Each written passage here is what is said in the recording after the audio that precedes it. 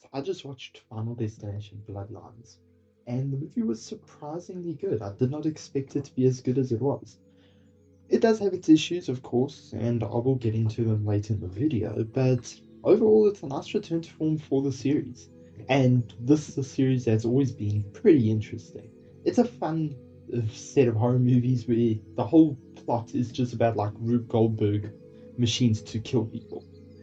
And I feel like now that the new one's out, I should go through the movies and put them on my ranking of which one's the worst, in my opinion, to the best. Now, I know my final spot on the list probably won't be agreed on by everyone because a lot of people seem to like this movie, but I was not a fan. So let's just jump right into it.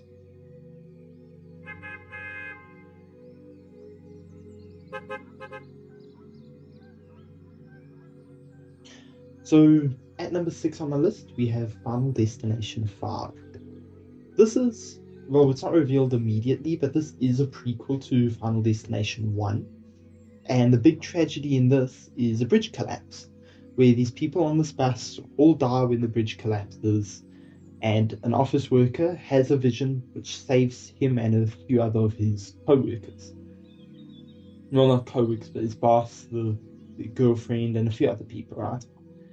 And they eventually meet up with the mortician, William Bloodworth, who tells them that he doesn't like to be cheated. It hints towards what comes later.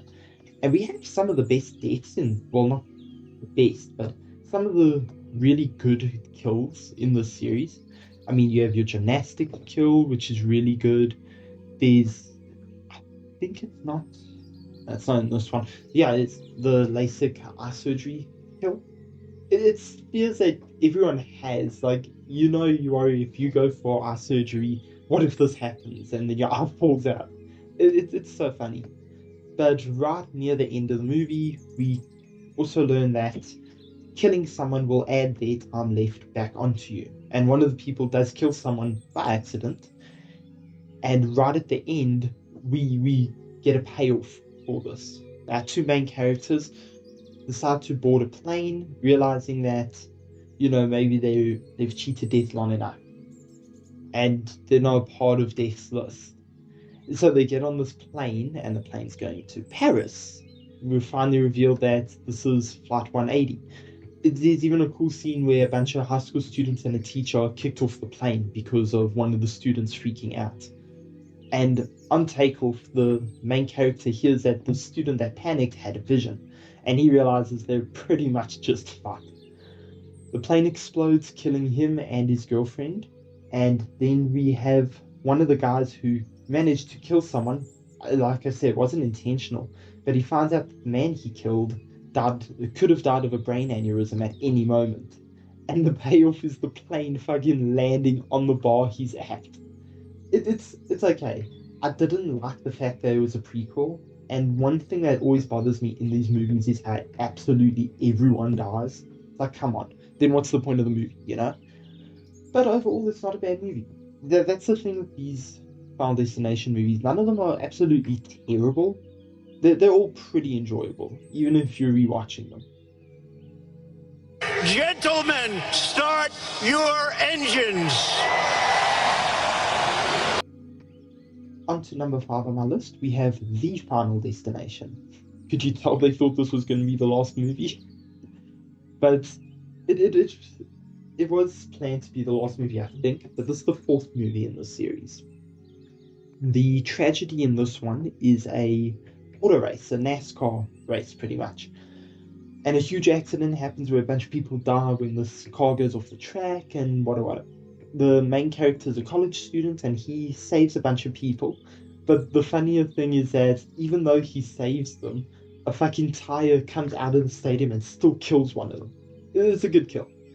This movie also relies very heavily on CGI for a few of the kills, and some of them aren't the greatest. We have one where it's not an oxygen tank, but a gas tank flies out and hits someone into a metal fence, and it just kills them by pushing them through the fence. It's a bit stupid. But other than that, there are some kills which are really good.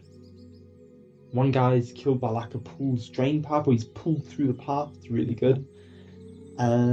And then there's a few others that aren't bad. Some that are a bit overdone, like the bathtub killing someone in the hospital. Not the greatest, but still not terrible. And right at the end, a bunch of them survive. Not without any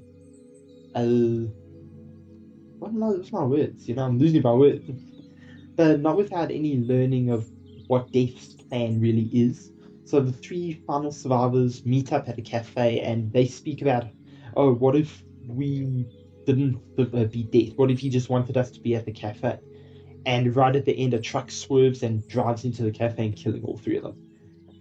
Basically, the same issue I found with Destination 5. Everyone just dies. And this one isn't the greatest end kill, but I still think it's better than 5 just because I didn't enjoy the prequel aspect of 5. Simon Says, everyone goes on the roller coaster. However, we're getting into the really good movies. And this next one on my list, number 4 on my list, is Final Destination 3. So this group of high school students are visiting a theme park to enjoy their graduation. And the accident in this is that the roller coaster they're on derails and kills everyone. During this, she's able to save a whole bunch of them and get them off the roller coaster. But still, 2 of the people are killed by the derailment, who she didn't get off in time. We find out this main character eventually finds out about Flight 180 and that Death is coming after them. We have a really iconic kill, the tanning bed kill, where 2 women are burnt to death while in a tanning bed. Then you have one where someone has their head cut off by an engine fan from a truck. This one also has a really cool play on the premonitions with photos of the night before being used to foreshadow their deaths. I love it. We have the nail gun kill, which is also really cool. And they're able to eventually find out, who's next, what's coming next. It gets to a point where the main character actually managed to survive for a few months. She starts having more and more omens, though, and gets on a subway train with a couple people. She also meets up with 2 of the other survivors who also boarded the train, and she receives a premonition that the train's going to crash, killing everyone on board. It's the first time we ever see someone get a second premonition in the movie, and they try to stop the train, but off screen it crashes, and it leaves their fate a bit unknown. It's not bad. I actually wonder if they survived or not, so I feel like they could do a lot more following on from that. Final Destination 3 is really good. And now as we get into the top 3, the movies here are all excellent. You could interchange the first 2 places on this list, but for now we're going to jump right into number 3. I'm the tower of power, too sweet to be sour. I'm funky like a monkey. Sky's the limit and space is the place. So this is the latest installment in the series, Final Destination Bloodlines. And like I said, this was shockingly really good. Also the highest grossing movie in the series to date. So we start off with our premonition. This is set in the 60s, and this woman and her boyfriend are attending the opening of this restaurant tower, a high-rise. Reminded me of the Chicago Space Needle, and I actually thought it was that at first, but it's not. She has a premonition of the tower collapsing and killing everyone. And as her premonition ends, instead of seeing her wake up, we see this woman wake up, this young girl, Stephanie. We find out that Iris is actually her grandmother, and she keeps having nightmares about this collapse. She realizes they're linked to her grandmother, and she goes back home to meet with her father and find out more about it. When she eventually asks her uncle about it, she finds out that her grandmother basically lost her mind, and him and his sister, Darlene, which is our main character's mother, were basically subjected to her paranoia growing up. She was isolated, seeing omens everywhere, and eventually her mother abandoned the family because she has her own trauma. This granddaughter decides to find Iris, who's now living in a fortified cabin, having survived the past 50 years without death coming for her. And she meets Iris, who tells her that Death's design wanted everyone in the tower to die. And she saved a shitload of people that day. Enough that Death couldn't even keep up with them all, couldn't kill them all. So as he started to kill them, they eventually had kids, and their kids had kids. So leading to a bunch of bloodlines that should not exist, meaning death would eventually come after all of them. And he comes after them in order of the survivors. So he'll kill the first survivor, then he'll kill their kids, and then their kids, and so on and so forth.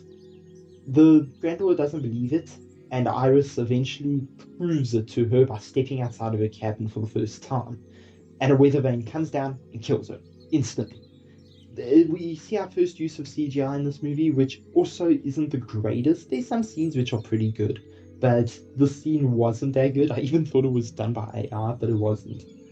So yeah, it's not the greatest, but it's still a good kill.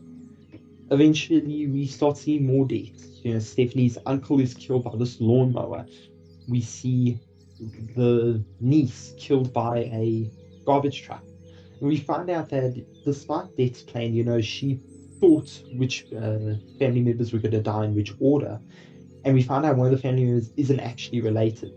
So he doesn't get killed because he's not part of the bloodline. He decides to help them regardless, and they head to a hospital to meet someone that Iris was speaking with. Here we see the mortician once again, William Bloodworth. Everyone, I know, speculated that he was actually deaf in the previous movies, but he's not. He's the survivor of this tower collapse, the last survivor, meaning that he'd only be killed once Iris's bloodline ends, because she's the last survivor there. And it's a nice scene since Tony Todd actually did pass away last year. It gives him one last way to go out, telling them, death's going to come for you, you should just accept it. It's not bad. He also tells them the ways to defeat death. Either you take another life and take their lifespan, or you die and are revived. It leads to the brother who wasn't related helping one of the others by trying to kill him with a peanut bomb. And they're both killed brutally in an MRI scene, which is by far the best kill of the movie. It's really good. After this, they eventually try.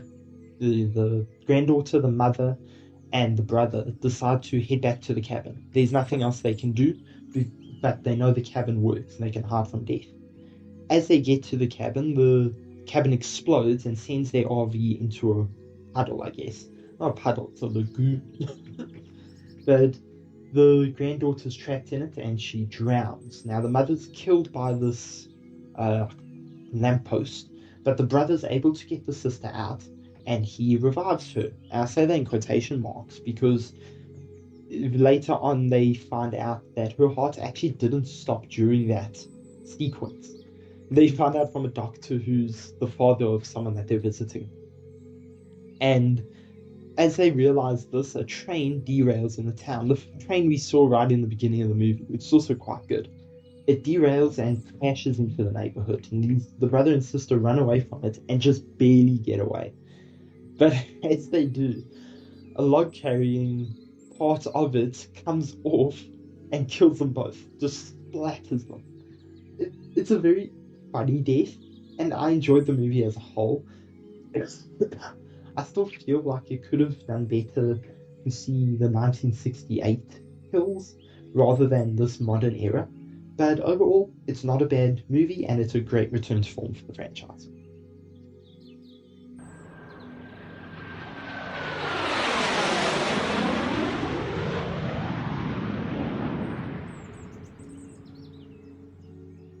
Now we get on to the top two. Like I said, these two could be interchanged for the best movies, and most people tend to put these on their list for the best movies as well.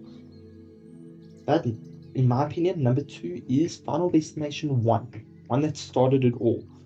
Everyone knows the story. Starts off with Flight 180, this man gets premonition, gets these people off the flight, and they start to be killed off one by death. These kills are really well known too. The first kill of where he slips in the bathtub and he's killed. They meet with William Bloodworth, who tells them that death is coming for them, gives him a bit more of a mystique early on, and they start to try and survive death. Now, later on, they do manage to cheat death, and they decide to travel to Paris to celebrate their survival, the three survivors. They think they've cheated him for good, but Alex, the main character, starts to see more omens, and realizes that death will still come after them no matter what they do. A huge neon sign comes towards them, and they actually managed to survive that, except for one of them. Eventually, it comes back and kills the one, leaving Alex and Clea as the last main characters. Now, Alex got a really unsatisfying death off screen, just being killed by a falling brick, but Clea does appear in Final Destination 2. You must have been born on a highway, because that's where most accidents happen.